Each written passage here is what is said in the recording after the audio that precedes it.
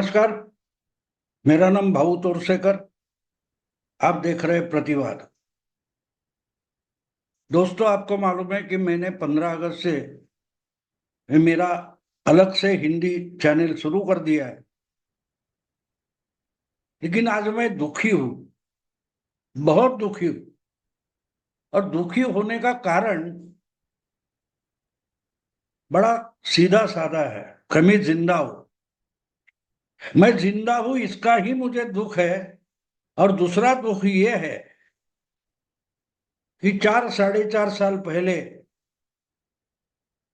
मैंने मेरे YouTube channel Marathi में प्रतिपक्ष शुरू किया था। और वो भी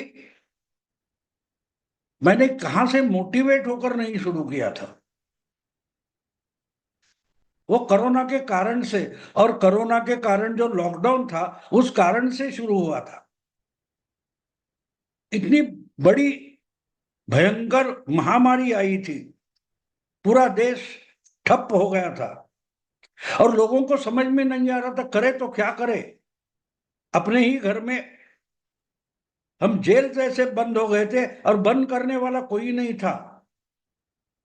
कोई अदृश्य था जिसको हम कोविड या कोरोना मानते हैं। और उस वक्त मुझे ऐसा लगा कि लोग बहुत विचलित है, फ्रस्ट्रेटेड है, निराश है, वैफल्यग्रस्त है। क्या करे, दिमाग नहीं चल रहा था। तो मैं फेसबुक पर एक्टिव था। तो मैंने सोचा चलो, कम से कम इस समय हम कुछ नहीं कर सकते तो एक दूसरे को ऑनलाइन धीरज तो दे सकते हैं। इसलिए मैंने फेसबुक लाइव शुरू किया था। और मेरा भांजा है, वो भी घर में फंसा था। और एक दो दिन चार होने के बाद उसने बोला क्यों नहीं इसका यूट्यूब बनाए। तो उसके पास कैमरा था और उस कैमरा लगाकर हमने कोरोना काल में, लॉकडाउन में लोगों को धीरज देने के लिए मैं कुछ बड़बड़ाता जाता था, वो रिकॉर्ड करता था और यूट्यूब पर डाल देता था। हमने उसको नाम दिया था प्रतिपक्ष, जिसके अब 775 लाख से ज्यादा सब्सक्राइबर्स हो गए। 4 साढ़े 4 हजार से ज्यादा वीडियो हो गए। उसी में मैं कभी कभी हिंदी भी डाल देता था। अब प्रतिवाद अलग बनाया 15 अगस्त से। कहने का मतलब ये दोस्तों कि मेरा दुख क्या है। कोरोना और मेरा दुख इंटरलिंक है, क्योंकि आज मुझे लगता है कि उस कोरोना के समय में मर गया नहीं, इसलिए मैं बदनसीब हूं। मर जाता तो अच्छा था, ऐसा आज लग रहा है। उस वक्त नहीं, 4 साढ़े 4 साल पहले ऐसा नहीं लगता था कि इस महामारी से डरने की जरूरत नहीं है। इससे भी बड़े बड़े संकट हमारे समाज ने उठाए और डटे रहे। तो कोरोना के सामने भी डटे रहेंगे, लड़ेंगे कोरोना से। पूरा देश लड़ रहा था। तो अपनी तरफ से जो कुछ योगदान दे सकता हूं वो देने के लिए मैंने यूट्यूब की चैनल शुरू कर दिए। लेकिन आज दुख क्यों हो रहा है? आज दुख इसलिए हो रहा है कि मैं अकेला नहीं, बहुत सारे, मुझे तो उल्टा लगता है कि जो कोरोना काल में कोरोना की बाधा से मर गए वो खुशनसीब थे। क्योंकि पिछले 4 साल में हम इतने बेशर्म हो गए हैं। शायद कोरोना से हम बिगड़ गए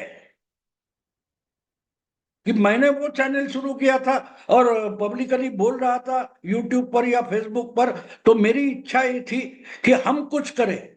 सरकार करेगी, म्यूनिसिपालिटी करेगी, ये और कोई करेगा नहीं, हम क्या करेंगे? डॉक्टर क्या करेंगे, एडमिनिस्ट्रेशन क्या करेगा? इस पर जो चर्चा चल रही थी उसको डाइवर्ट करके हम क्या कर सकते हैं, इसलिए मैंने चैनल शुरू किया था। और 4 साल के बाद हम कहां पहुंच गए। हम हर दूसरे पर उंगली उठा रहे, तू क्या कर रहा है, तूने क्या किया है। लेकिन वो उंगली एक दिन भी हमारे तरफ नहीं घूमती कि मैंने क्या किया है।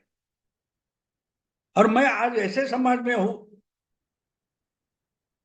कि जो दूसरों पर उंगली उठा रहा है लेकिन खुद की गलती आंख खोलकर, दिमाग खोलकर देखना भी नहीं चाहता। इतने हम बेशरम हो गए। कोरोना से मरे नहीं, लेकिन बहुत बेशरम और असंवेदनाशील हो गए, सुन्न हो गए। हमारा दिमाग, हमारा दिल, हमारी भावनाएं बिल्कुल मर चुकी है। एक डेड बॉडी की जैसे हम जी रहे हैं, क्योंकि हमने भावना, संवेदना और शर्म गवाई है। उस वक्त आपको याद होगा, ऑक्सीजन चाहिए तो उद्धव ठाकरे या और कोई ममता बनर्जी हो या अरविंद केजरीवाल हो, मोदी जी कुछ भी करो, हमको ऑक्सीजन भेज दो। और एयरफोर्स के बड़े बड़े क्या बोलते हैं उसको, हवाई जहाज इस्तेमाल करके मोदी जी यहां से वहां ऑक्सीजन के बड़े बड़े कंटेनर भेज रहे थे, रेलवे भगा रहे थे।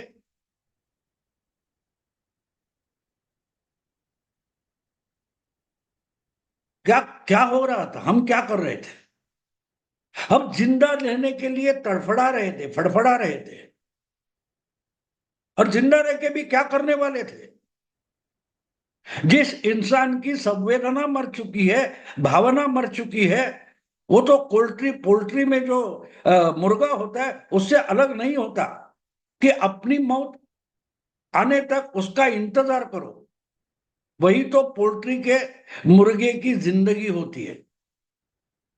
किसी बकरे का फार्म होता है, वहां वो बकरा इंतजार में रहता है कि जिस दिन आएगी मौत, जिस दिन मुझे काटा जाएगा, बस उस दिन तक जिंदा रहना है। क्या आज 4 साल के बाद हम ये सोच सकते हैं कि उस मुर्गी से, मुर्गे से या उस बकरे से हम थोड़े भी अलग हैं? अगर थोड़े भी अलग होते और इंसान होते, बकरा या मुर्गा नहीं होते, तो ना बदलापुर की घटना घटती, ना कोलकाता में एक जूनियर डॉक्टर से इतना बड़ा घोर अत्याचार, अन्याय होता। निर्भया से हम कुछ नहीं सीखे। और निर्भया तो बहुत दूर की बात है, 12 साल 13 साल हो गए। इस चुनाव के पहले 6 महीने पहले की बात है, संदेश खाली की, जहां एक गुनहगार को पकड़ने के लिए सेंट्रल गवर्नमेंट के ईडी के अफसर गए थे, उन पर पत्थरबाजी हुई, वो जख्मी हुए। उनके साथ सीआरपीएफ के जवान भी जख्मी हुए। एक गुनहगार को, रेपिस्ट को पकड़ना था। संदेश खाली में जो कोई शाहजहां शेख नाम का गुंडा था, ममता दीदी का, वो किसी भी घर से किसी भी औरत को, महिला को उठाकर लेकर जाता था, उसके साथ रेप करता था, दूसरे को घर जो थे वो ग्रैब करता था, कब्जा करता था। लेकिन उसको 1 महीने पकड़ा भी नहीं गया, ना कि उसके खिलाफ एक एफआईआर दर्ज किया गया उसी पश्चिम बंगाल में जहां कलकत्ता उसकी राजधानी है। आज जो जो कोई देश के कोने कोने से रास्ते पर उठाकर उतर कर कोलकाता के उस जूनियर डॉक्टर के रेप और मर्डर के लिए चिल्ला रहा है, मोमबत्ती लगा रहा है, प्रोटेस्ट कर रहा है, वी वांट जस्टिस बोल रहा है, तो यही बात संदेश खाली में भी हुई थी और 6-8 महीने पहले हुई थी। क्या हुआ उसका? अगर ऐसी चीजें ना हो तो जस्टिस हमको कौन देगा? मोदी हमको ऑक्सीजन देगा, मोदी ने वैक्सीन देना चाहिए, तो उद्धव ठाकरे क्या करेंगे, ममता बनर्जी क्या करेगी? बस मुख्यमंत्री बनकर बैठ जाएंगे, लोगों से पैसा ऐंठेंगे, वसूली कांड चलाएंगे, और जो कुछ करना है वो मोदी को करना है। और वो मोदी को गिराना भी है, उस मोदी को हराना भी है जो कोरोना काल में, लॉकडाउन में यहां से वहां रेलवे दौड़ाकर, हवाई जहाज से ऑक्सीजन भेजता था। वैक्सीन नहीं, अपने देश में वैक्सीन बनाकर फ्री की वैक्सीन देने के लिए दबाव मोदी पर था, और उसी मोदी को हराना है। ये हम सुनते हैं, अगर ये सब मोदी ने करना है और जस्टिस भी मोदी ने देना है, तो मोदी को हम क्या देने वाले हैं? कभी सोचा हमने? कभी सोचा हमने?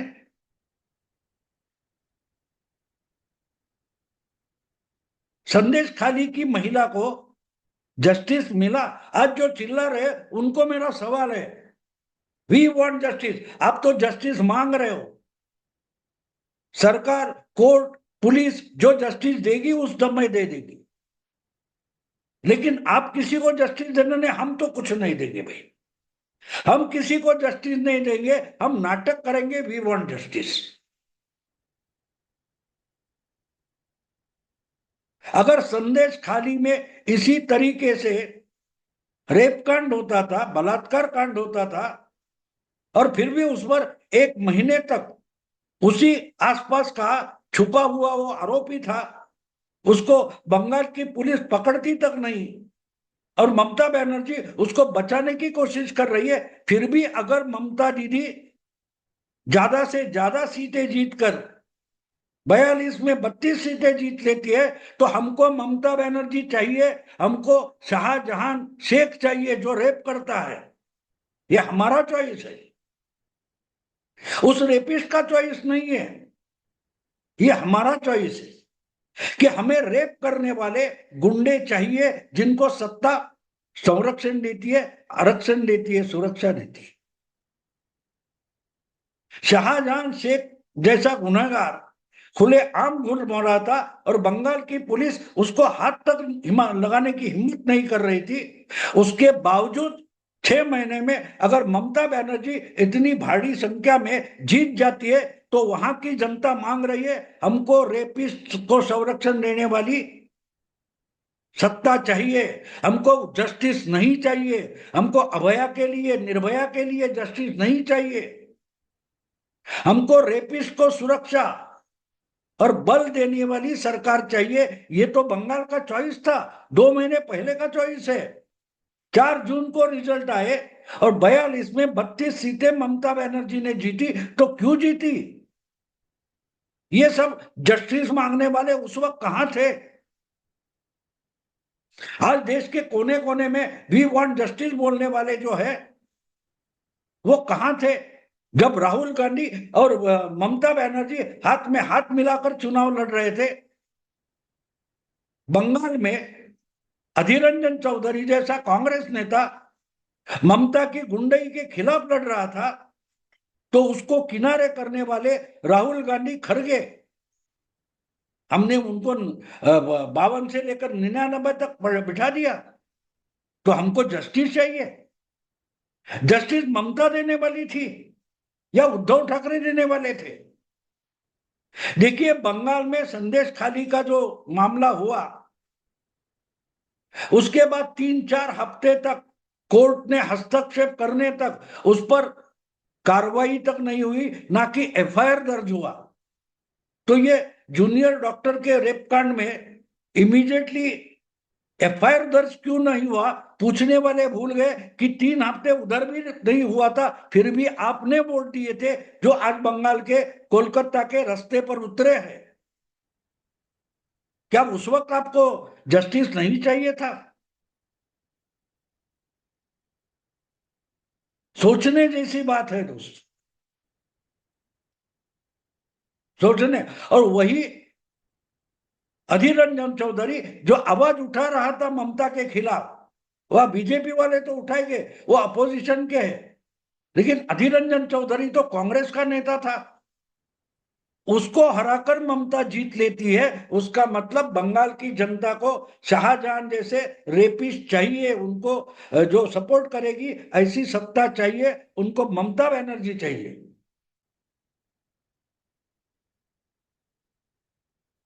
अनुभव के बावजूद मुझे दुख इस बात का है कि मैं कितने असंवेदनशील समाज में जी रहा हूं, मैं कितने नाटकीय समाज में जी रहा हूं। हम जस्टिस चाहिए बोलेंगे, और जो जस्टिस हम दे सकते हैं वो देने के लिए हम तैयार हैं। ध्यान में रखो दोस्तों, अगर संदेश खाली का जो अनुभव था, उसके बाद ममता बनर्जी बुरी तरह से बंगाल की लोकसभा चुनाव में हार जाती, 4-5 सीट से ऊपर नहीं जाती, तो ये बलात्कार कांड नहीं होता। डर जाती ममता। आपको एक बात याद दिला दूं, जब 2019 के चुनाव में 42 में से 18 सीटें बीजेपी ने जीत ली और ममता दीदी को 12 सीटें गंवानी पड़ी, तब ममता दीदी ने अपने कार्यकर्ताओं का बोला था, कटमनी वापस करो, कटमनी वापस करो। ये खुले आम बोला था, उसका वीडियो अवेलेबल है। फिर भी 2 साल के बाद जब चुनाव आता है तो ममता दीदी को बड़ा भारी बहुमत मिलता है, तो लोगों को अपने को लूटने वाला, अपने पर बलात्कार करने वाला सरकार चाहिए, यही तो सबूत मिलता है। और ऐसे लोगों के साथ मैं एक भारतीय करके जी रहा हूं, इसका दुख होता है दोस्तों, कि कोरोना में मर जाता तो शायद ये दिन देखना नहीं पड़ता। वो किसकी शायरी है मुझे याद नहीं, राहत इंदूरी साहब शायद, झूठों ने झूठों से कहा कि सच बोलो। आज जो सब उठाकर घूम रहे ना, वी वांट जस्टिस, अभया हम शर्मिंदा है, तेरे कातिल जिंदा है। तो जब संदेश खाली के बाद चुनाव हुए तो ये सब मुर्दा थे या जिंदा थे? अगर जिंदा होते तो संदीप खाली का जो सबक है वो ममता को सिखाते, और ये जो बच्ची है जिसके साथ ये कांड हुआ वो बच जाती, उस पर रेप नहीं होता, ना कि उस पर मर्डर होता। इसलिए मुझे दुख है कि मैं कैसे मुर्दा लोगों के साथ जी रहा हूं, कैसे नाटकी लोगों, नौटंकी लोगों के साथ जी रहा हूं।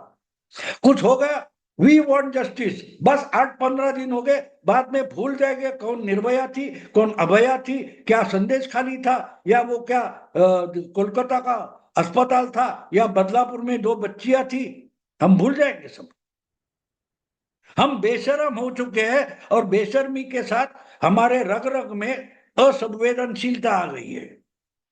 हम सुन्न हो गए। हम हमारा घर, उसके आगे कुछ नहीं देख रहे। हमको क्या क्या फ्री मिलता है वो चाहिए।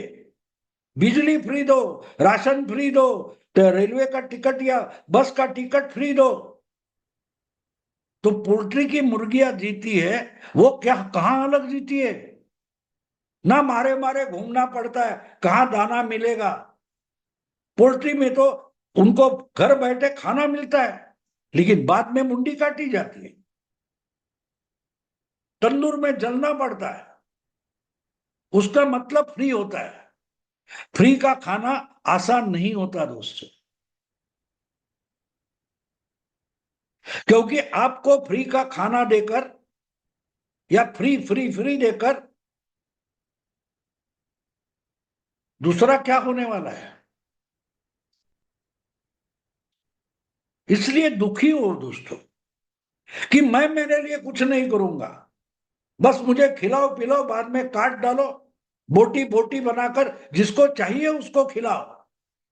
इस ढंग की जब मानसिकता सोसाइटी में, समाज में आती है, तो उसको मुर्दा समाज बोले जाते हैं।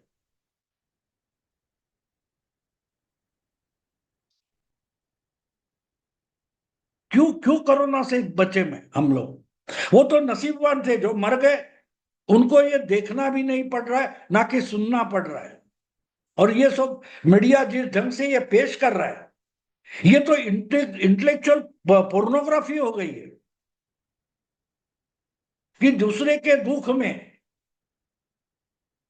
ये अपनी एंटरटेनमेंट ढूंढना चाहते हैं। कैसा समाज बन गया हमारा देश, कैसा समाज बन गया। तो जस्टिस दूसरा कोई नहीं देगा, जस्टिस आपको देना पड़ेगा। आपको लोगों को सिखाना पड़ेगा, जो ऐसे जो पावर में बैठे उनको दिखाना पड़ेगा कि हम चुनाव में तुमको हराएंगे। संदेश खाली होता है, उसके बाद ममता को हराएंगे। ये तो जस्टिस साहब दे सकते थे ना। अब संदेश खाली के महिलाओं को आपने जस्टिस नहीं दिया होगा, नहीं दे सकते थे, हो चुका था। लेकिन संदेश खाली का सबक अगर ममता बनर्जी चुनाव में लोकसभा के सीख जाती तो कोलकाता का रेप कांड नहीं होता। क्योंकि ममता को भी मालूम है चिल्लाएंगे थोड़ी देर, चुप हो जाएंगे बाद में। छोटे छोटे लोगों की करोड़ों की जो सेविंग्स थी वो नर्मदा शारदा में लूटी गई, फिर भी ममता जीतेगी। तो दूसरा क्या होगा दोस्तों, दूसरा क्या होगा? इसलिए मुझे दुख होता है कि मैं जिंदा हूं, इसलिए शर्मिंदा हूं कि ऐसे लोगों में जिंदा हूं, इसलिए मैं शर्मिंदा हूं जो वी वांट जस्टिस नाम की नौटंकी चलाते हैं और 4 दिन में भूलकर अपने अपने काम में जुट जाते हैं और अपने घर के आगे, परिवार के आगे दूसरा कुछ देखते नहीं, अपने मतलब स्वार्थ के आगे कुछ देखते नहीं। ऐसे समाज में जीना पड़ता है, तब दुख होता है, अपनी बदनसीबी लगती। दोस्तों, मूड अच्छा नहीं है, ज्यादा नहीं बोलूंगा।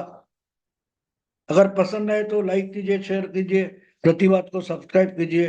नमस्कार।